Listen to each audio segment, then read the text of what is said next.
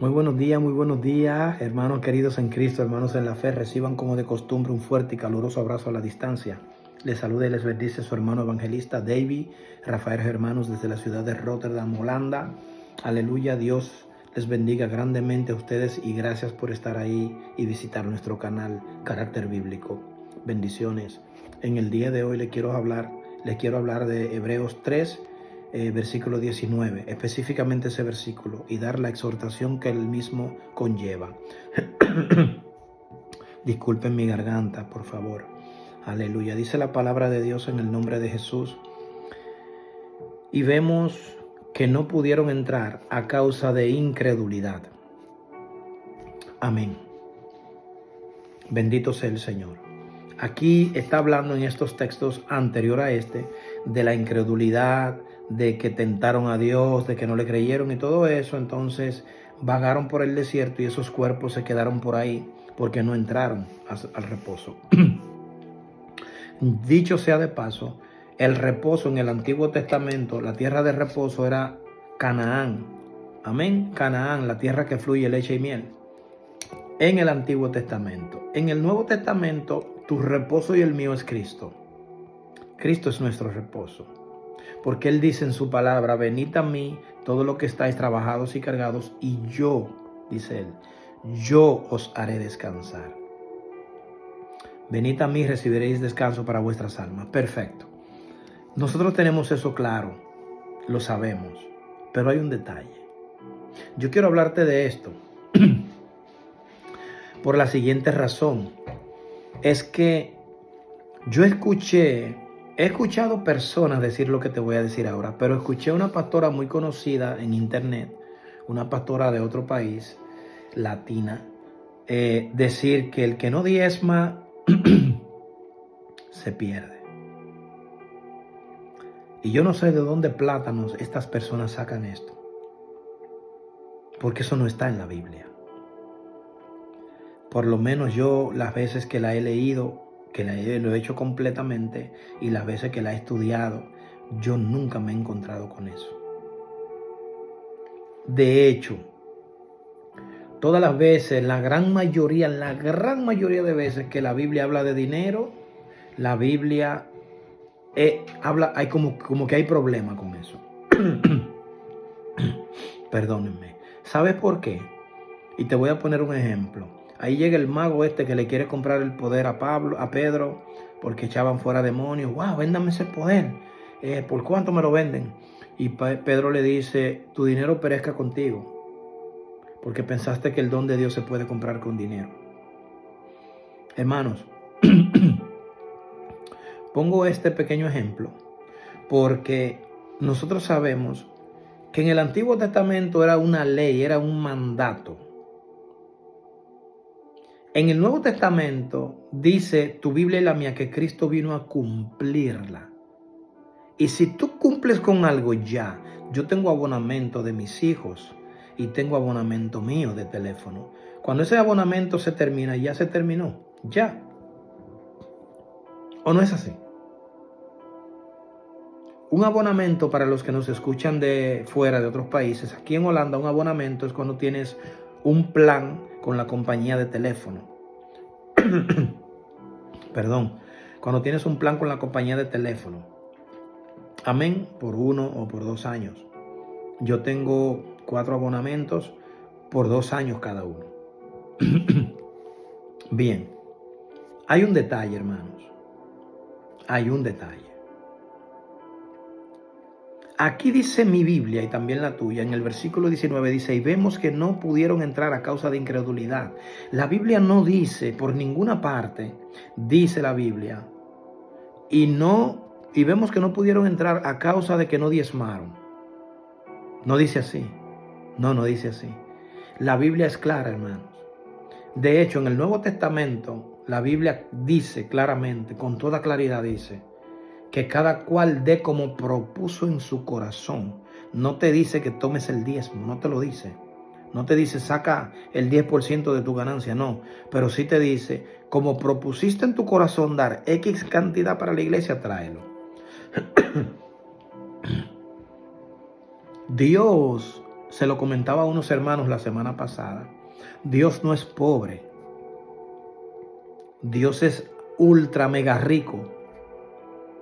No hay nivel para estipular la cantidad de dinero que Dios tiene, por así decírtelo de esta manera, no se puede contar.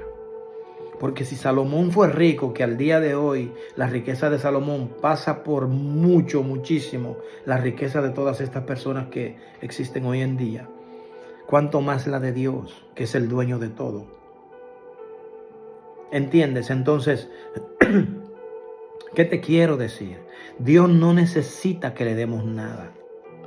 Dios no necesita. Hay un texto en la Biblia que dice, a Jehová, el que al pobre le da, a Jehová le presta. Pero piensa en esto un momento. ¿Cómo que le prestas si Jehová no necesita que tú le prestes? Esto básicamente está mal explicado. Mal explicado. ¿Por qué? Porque si yo le voy a prestar a Dios, hay dos vertientes. O Él necesita que yo le preste, o yo le estoy prestando a Él, o sea, poniéndolo en sus manos, para que al pasar por sus manos, que esto es lo que explico yo, se lo pongo en la mano derecha, Él lo toma y con la izquierda se lo pasa a otra persona. Es esto lo que la Biblia dice. Y al pasar por la mano de Dios, por las manos de Dios, automáticamente se multiplica. Y cuando el Señor que tú se lo diste en esta mano lo recibe y con esta se lo entrega a otra persona, amén, entonces te devuelve a ti multiplicadamente aquello que tú diste. Le diste a un pobre que no te puede bendecir, que no te puede devolver. Entonces Dios hace esa causa suya, como yo explicaba. Bien, pero aquí dice la Biblia, y vemos que no pudieron entrar a causa de incredulidad, que no pudieron entrar a la tierra que fluye leche y miel. Dios los sacó de Egipto y se quedaron en el camino. Muy bien. Entonces, ¿qué sucede? En el Nuevo Testamento dice la Biblia, el que creyere y fuera bautizado, ese será salvo. Ahí no dice por ninguna parte, y yo tampoco lo he encontrado en la Biblia, que la he leído y estudiado varias veces. No he encontrado, escuche, no he encontrado donde dice la Biblia o donde afirme la Biblia, el que creyere y fuere bautizado y diera diezmo será salvo. No dice así. No dice así. Esa última parte son mandatos de hombres. Quiero decirte lo siguiente. Perdón, esto me llega a la mente ahora. Yo voy a traer un estudio de la salvación y sé que te vas a gozar, hermano. Hermano, sé que te vas a gozar, de verdad que sí. Sé que te vas a gozar. Lo voy a dividir en dos partes. Porque te menciono esto, porque he tocado el tema por esto que escuché de que el que no diezme no será salvo. La Biblia no habla de eso, eso es mentira. Eso no es así. Óigame, hermano. La Biblia dice, aleluya, el que creyere y fuere bautizado será salvo. Será salvo. Cristo mismo hablando. No dice el que dé diezmo, es más, hermano. La Biblia te dice a ti que des como propusiste en tu corazón. No te dice, observa la ley, el Antiguo Testamento, la ley de Moisés. Es que la gente no entiende. No sé por qué la gente se mete en esto. El altar que levantó Moisés, donde levantaron